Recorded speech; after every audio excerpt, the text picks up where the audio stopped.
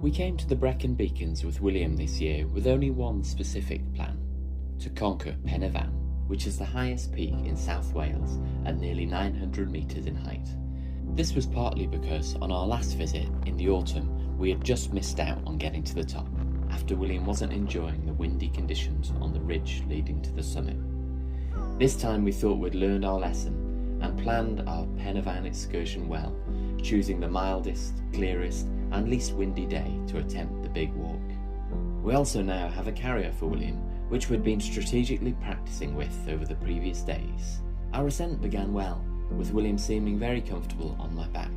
This route up Pen y Fan involves an initial steep section which starts to level out before descending into a stream valley. This is our experience here in the autumn.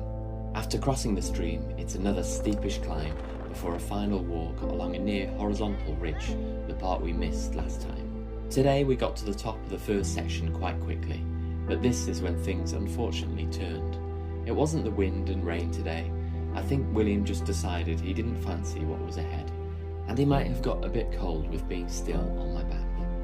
As soon as he began crying, I realised this was his way of saying he'd had enough, and I wanted to respect that, as it's hard enough for him to get his messages across without words.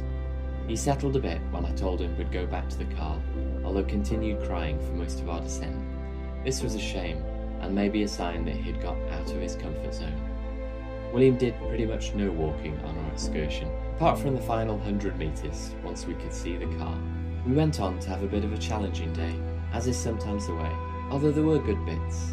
This goes to show that our adventures don't always work out.